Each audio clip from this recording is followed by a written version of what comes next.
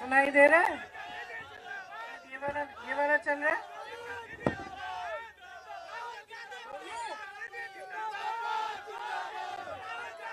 पहले बताओ सुनाई दे रहा है? एक ही रखूं? यही रख लेते हैं, ठीक है। इसको नीचे करो, वो चल नहीं रहा।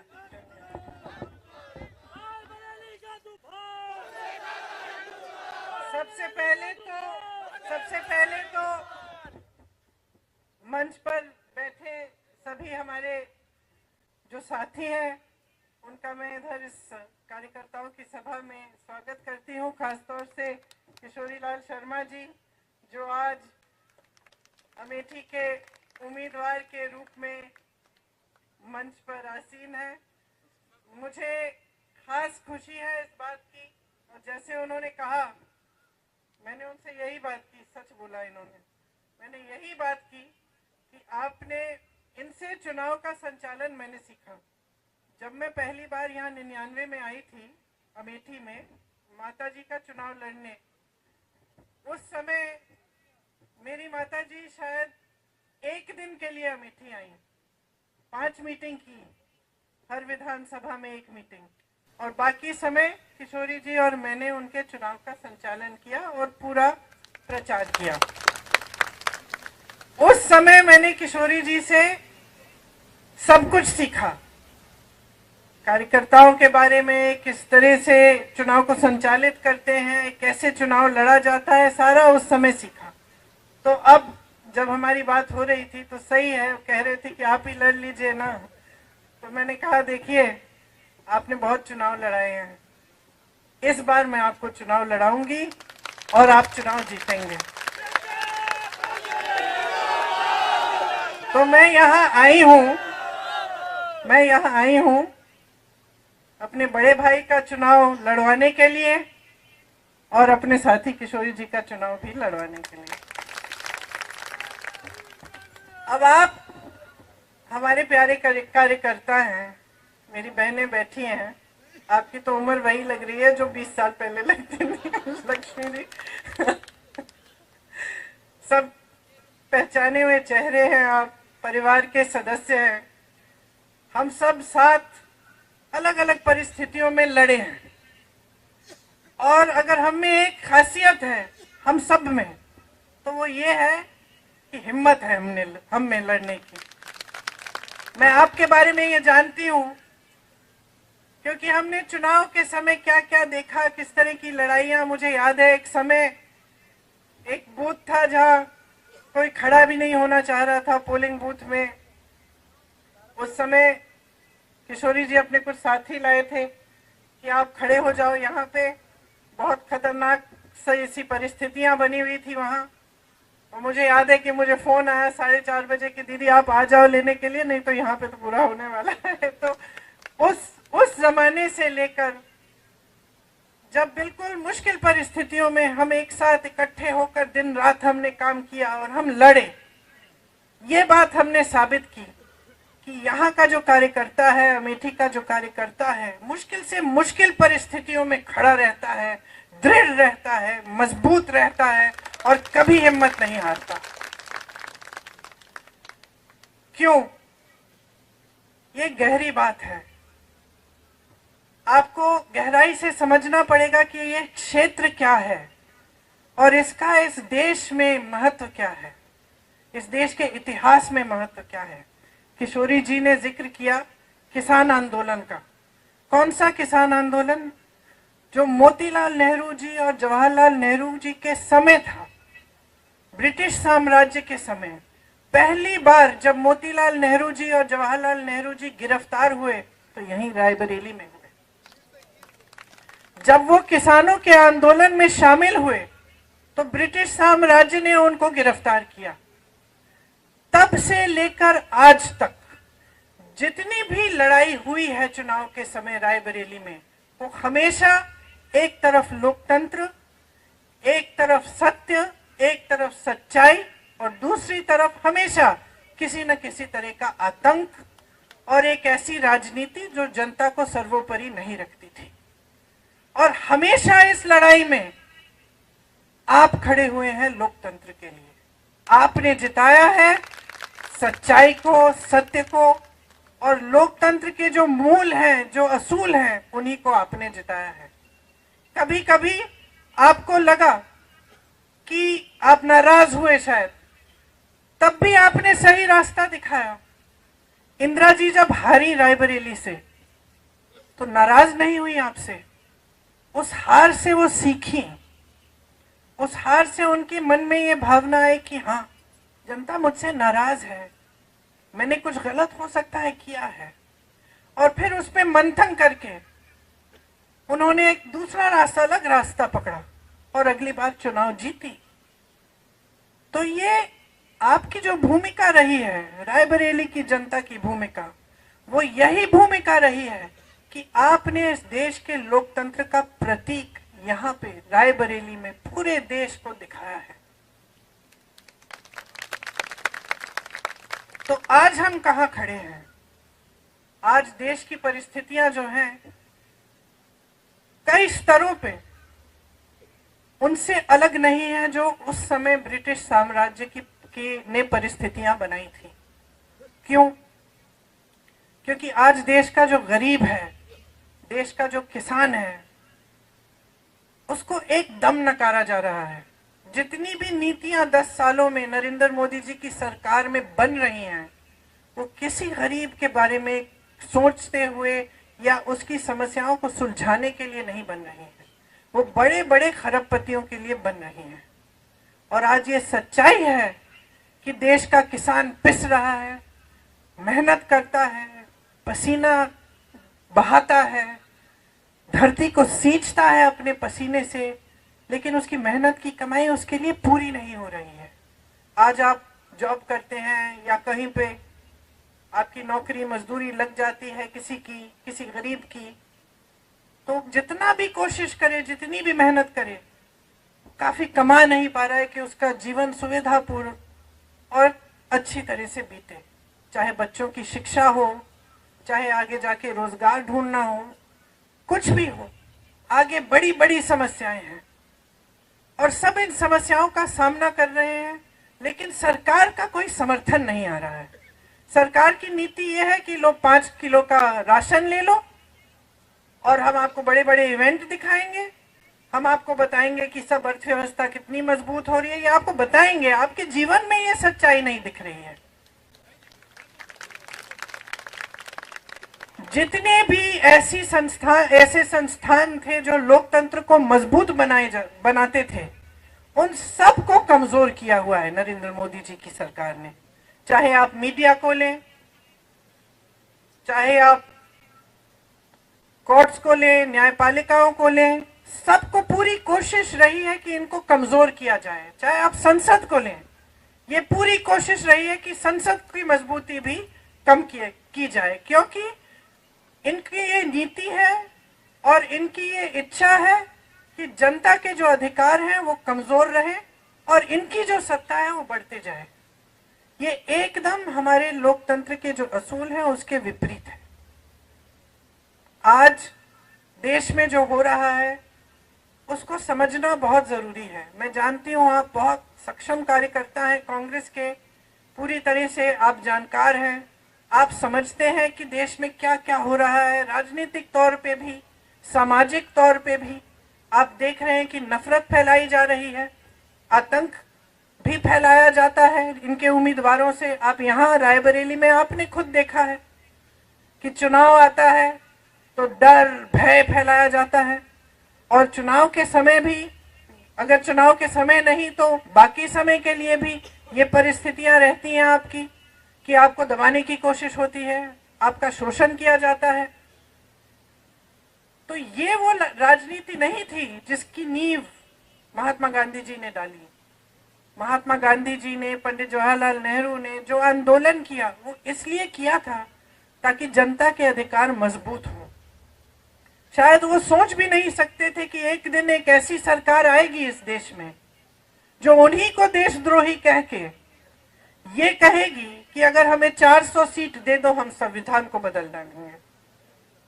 वो सोच भी नहीं सकते थे शायद कि ऐसी स्थिति देश में कभी आएगी कि देश के प्रधानमंत्री जो भाषा इस्तेमाल कर रहे हैं या जिस तरह की बातें कर रहे हैं चुनाव के समय, वो अपने पद का स्तर इतना गिरा देंगे कि अपने पद की गरिमा के बारे में सोचेंगे ही नहीं, कि अपने पद की अहमियत के बारे में का आदर भी नहीं करेंगे। और शायद वो ये सोच भी नहीं सकते थे कि एक ऐसा दिन आएगा जब हमारी जनता को कमजोर करने की कोशिश सरकार करेगी। हमारे देश की, हमारे धर्म की परंपरा रही है, किसी भी गुरु की सीख आप देख लीजिए, पूरे हिंदू धर्म में, कल्याण सिंह जी, सिख धर्म में भी, सब धर्मों में जो भी परंपरा रही है, जो भी हमें सिखाया गया है, वह यही सिखाया गया है कि सेवा का धर्म होना चाहिए, सत्य के पथ पे चलना चाहिए, और देश में जनता जो है, जो गरीब है, जो किसान है, जिसके पास कम है, जो कमजोर है, वही सर्वोपरि होना चाहिए। यही हमारी राजनीति का हमेशा आधार रहा है।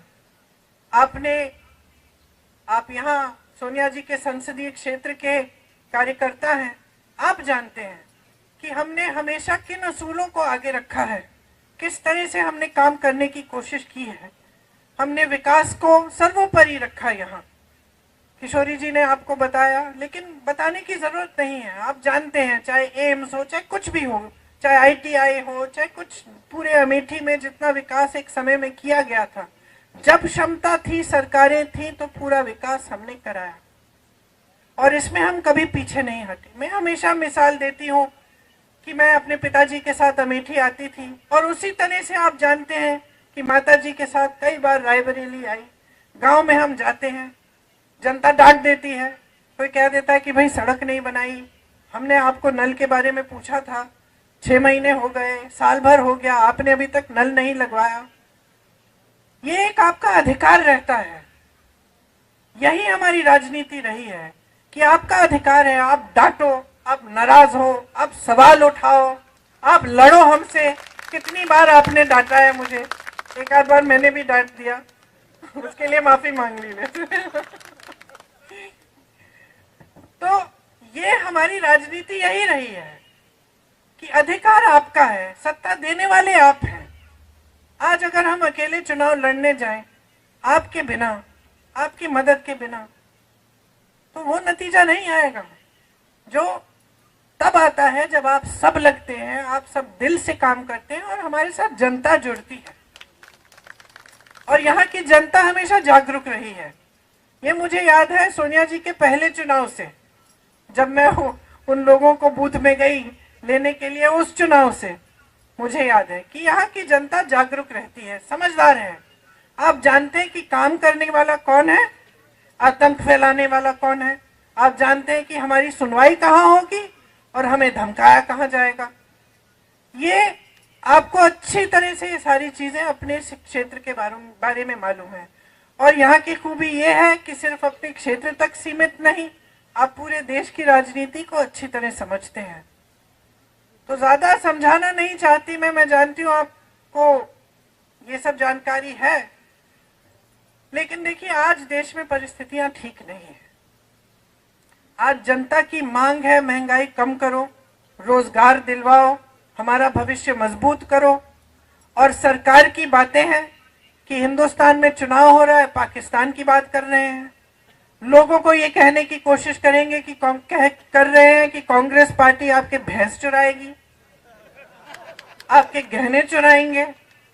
भय फैलाने वाली बात जिसको आप अच्छी तरह समझते हैं, क्योंकि आपने बार बार अपने क्षेत्र में ये देखा है कि किस तरह से गांव गांव में जाके झूठ फैलाए जाते हैं, भय फैलाया जाता है और ये कोशिश होती है कि जज्बातों के आधार पर, भय के आधार पर जनता वोट दे दे।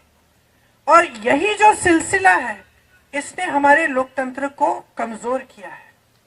आज अगर ये लोग चुनाव के मंच पर आकर पाकिस्तान की बात,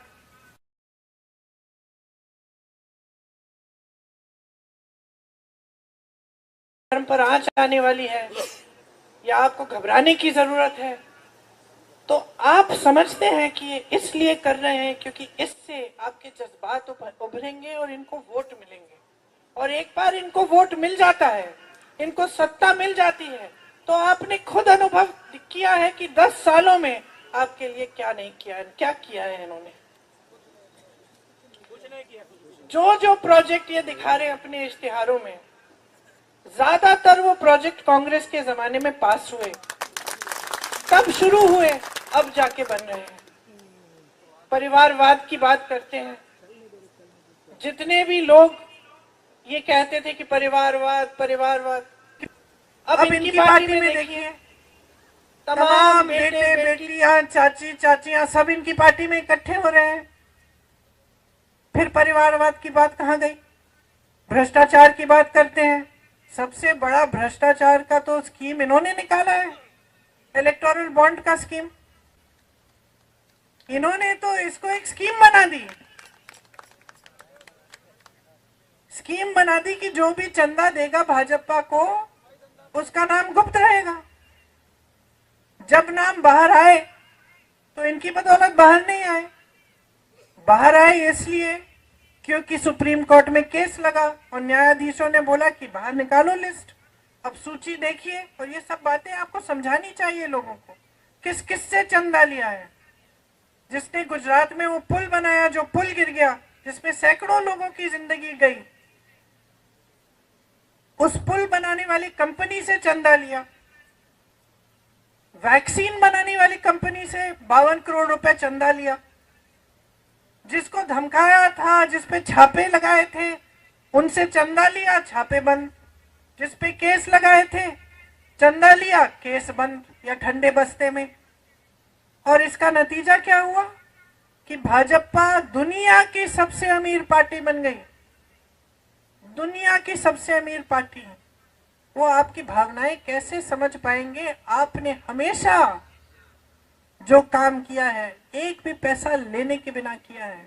आपको वेतन नहीं मिलता, आप कांग्रेस के कार्यकर्ता हो, आप जन सेवा करते हो, सेवा की भावना से करते हो।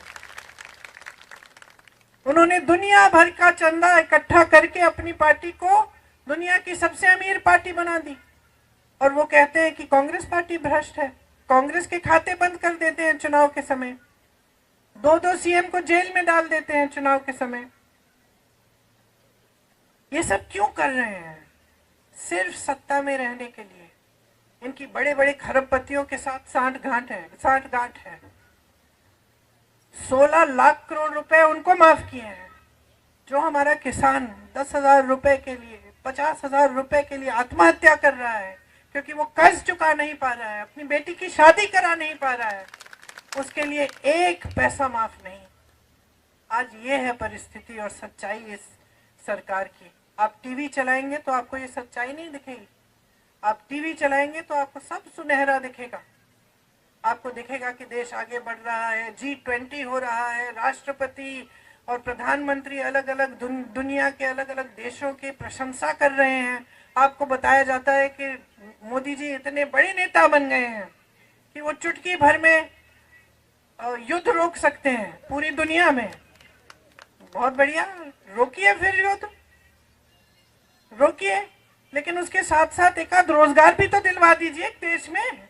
इतनी सत्ता है, इतने बड़े नेता हो, 10 साल से तुम्हारी सरकार है, जो किया है उसके बारे में तो बताइए जनता को। लेकिन जनता का इस कदर निरादर हो रहा है आज हमारे देश में कि नेता समझ गए हैं कि उनको जनता को कोई के प्रति कोई जवाबदेही नहीं है, उनकी जवाब देने की जरूरत ही नहीं है।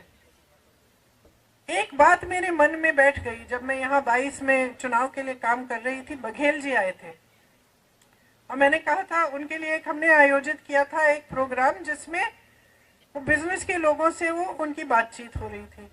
तो उसके बाद जब बघेल जी आए और मैंने पूछा कि भाई कैसा रहा प्रोग्राम, तो बताने लग गए कि दीदी यहाँ एक बड़ी अजीब परिस्थिति है। मैंने कहा क्या? कहते सवाल नहीं पूछते, ज्यादा थोड़े डरे हुए हैं लोग। तो मैंने कहा आपको क्या लगता है क्यों? तो कहते हैं दबाव रहता होगा, सरकार का दबाव रहता होगा। फिर उन्होंने एक बात कही, कहा है कि दीदी हमारे छत्तीसगढ़ में तो एकदम अलग है। मैंने कहा क्यों? कहते देखिए हमारा जब ध्यान काम पे रहता है ना, तो जनता हमको कुछ भी पूछ सकती है। हमें मालूम है कि हमें काम के आधार पर वोट लेना है, तो हमारी जवाबदेही जनता के प्रति रहती है। यहाँ पे क्या परिस्थिति है, उत्तर प्रदेश की बात कर रहे थे कि वोट लेने के समय नेता जानता है कि धर्म की बात करेगा उसको वोट मिल जाएगा, तो एक तरह से उसने अपनी जवाबदेही खत्म कर दी है। क्योंकि अब वो जान गया है कि चुनाव के समय मैं जज्बातों की बात कर दूंगा, मैं धर्म की बात उठा दूंगा, वोट तो मुझे मिलने ही मिलने हैं, तो फिर मैं काम क्यों करूं? तो ये भावना जब किसी ऐसे व्यक्ति के दिल में आ जाती है जिसके पास इतनी सारी सत्ता है कि भाई मुझे काम करने की जरूरत ही नहीं है, बगैर काम किए धर्म की बात करके या बड़े बड़े सपने दिखा के या बड़े बड़े झूठे वादे करके ही मुझे वोट मिल जाएंगे, तो वो काम करना बंद कर देता है जो सही काम है। और उसका ध्यान कहाँ जाता है? अपनी सत्ता के प्रति, किस तरह से अपनी पार्टी के लिए धन इकट्ठा किया जाए, किस तरह अपने खरबपति मित्रों को मजबूत बनाया जाए। और साठ गांठ की बारे में मैंने क्यों बात की? क्योंकि आज देश की पूरी मीडिया बड़े बड़े खरबपतियों की है। जो पैसे, जो धन भाजपा ने इकट्ठे किए हैं, किसके पैसे हैं? कहां से आया है वो धन? जो 16 लाख करोड़ रुपए माफ किए गए हैं इन खरबपतियों को, वो किसका धन है? देश का धन है। मोदी जी का धन नहीं है, वो देश का धन है, वो आपकी संपत्ति है। तो ये सारी बातें आज हमें समझनी पड़ेंगी, क्योंकि अगर हम इन बातों को ठीक से नहीं समझेंगे तो हम बाकी लोगों को कैसे समझाएंगे कि कितनी भीषण परिस्थितियां हैं आज देश में, और हमारा पूरा जो लोकतंत्र है वो खतरे में है। हम बार बार बोलते हैं मंच पे लोकतंत्र खतरे में है, लोकतंत्र खतरे में है। इसका मतलब क्या है? जो गांव में रहता है, जो किसान है, जो गरीब है, उससे क्या मतलब है इस लोकतंत्र का? ये समझाना जरूरी है कि इस लोकतंत्र ने अधिकार दिया है आपको, वोट का अधिकार, जो सबसे बड़ा औजार है जिससे आप अपने जीवन में बदलाव ला सकते हैं या फिर आप अपने भविष्य को अंधकार में भी ढकेल सकते हैं। ये समझाना जरूरी है। ये समझाना जरूरी है कि अगर संविधान बदलेगा, इसका मतलब क्या है? क्या आपका वोट कल को आपको नहीं मिलेगा? क्या आरक्षण कम हो जाएंगे? क्या जो आपके अधिकार हैं, जैसे कांग्रेस ने आपको भोजन का अधिकार दिया, जनता को शिक्षा का अधिकार दिया, इनका क्या होगा अगर संविधान बदलेगा? ये सब बातें समझानी बहुत जरूरी है। बाकी शायद 329 घंटे हैं अभी से लेकर चुनाव तक। 2-4 घंटे हर रोज सोने के लिए रख लीजिए, बाकी सब मेरे हैं। दौड़ाऊंगी, काम कराऊंगी, डांटूंगी, कंधे से कंधा लगाकर आपके साथ लड़ूंगी। और अगर एक सेना है इस पूरे देश में जो लड़ना जानती है, तो ये सेना है।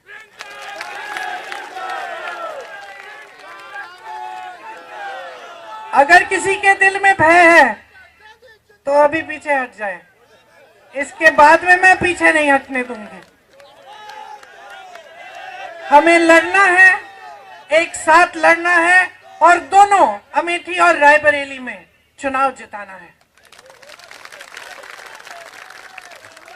ये राहुल भैया का चुनाव है, ये राहुल भैया का चुनाव है हम सबके लिए। हम सबके लिए एक निजी बात है, हमारे लिए सम्मान की बात है, लेकिन इससे बहुत बड़ा चुनाव भी है। आज जो रायबरेली और अमेठी से संदेश जाएगा वो इस देश के लोकतंत्र को बचाने का संदेश जाएगा। ये वो किला है, ये वो किला है जो भाजपा गिरा नहीं पाई पिछले चुनाव में। ये वो किला है जिसकी रक्षा आपने की। यहां से हमेशा इस देश को सही संदेश ही जाता है। जब ये संदेश हमारे पक्ष में नहीं गया, मैंने बात की इसके बारे में, इंदिरा जी के बारे में, तब भी आप जागरूक थे, आज भी आप जागरूक हैं। यहां से जो आप संदेश पूरे देश में भेजेंगे उसकी चर्चा पूरी दुनिया में होगी।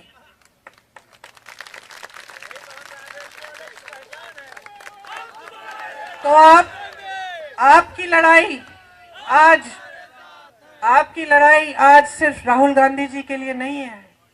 आपकी लड़ाई सिर्फ हमारे लिए, अपने लिए नहीं है।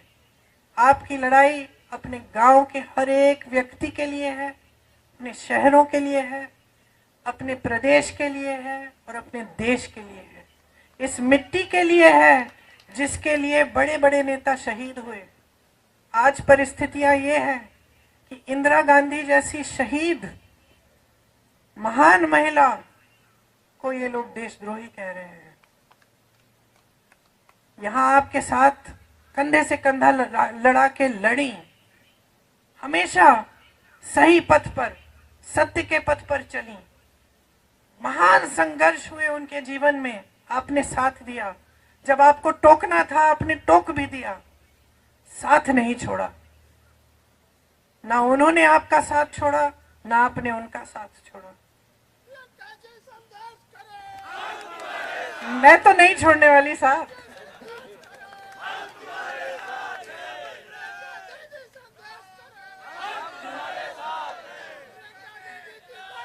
मुझे तो आप बहुत दिनों से जानते हो। अब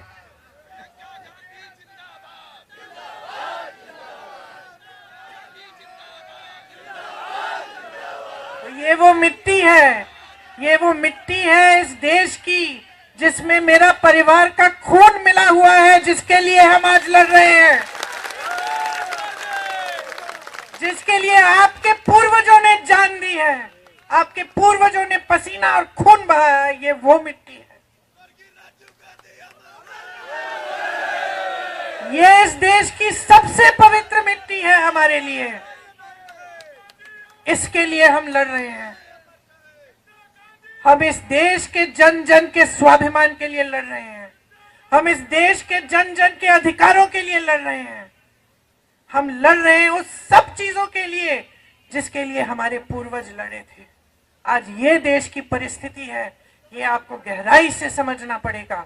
और ये जो लड़ाई जो है आपको एकदम सीना तान के मजबूती से लड़नी पड़ेगी।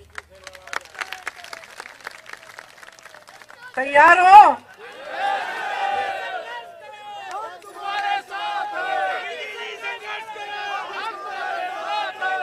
तो अब मैं यहां से हिलने नहीं वाली हूं जब तक 18 तारीख को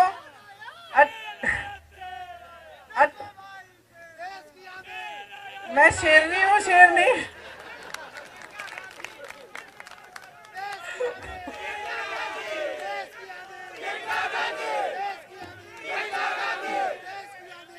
देखिए 18 तारीख को 5 बजे चुनाव आयोग मुझे कहेंगे कि आप चली जाओ। तब तक मैं यहाँ से हिलने नहीं वाली हूँ। हम दिन रात काम करेंगे, हम पूरे दिन भ्रमण करेंगे पूरे संसदीय क्षेत्र के और अमेठी के। रात को हम पूरी आपके कार्यकर्ताओं की मीटिंग रखेंगे। जो भी समस्याएं हैं, जो भी आपकी ज़रूरतें हैं, किस तरह से क्या करना है, आप आके मुझे बताइए। दरवाजे खुले हैं पूरी दिन पूरी रात। मैं आपके लिए समर्पित हूं और मैं जानती हूं कि आप सब इस देश के लिए समर्पित हैं। धन्यवाद, धन्यवाद। एक बार जोर से राहुल गांधी, राहुल गांधी, राहुल गांधी, जय हिंद। शहर कांग्रेस अध्यक्ष से कहूंगा कि हमें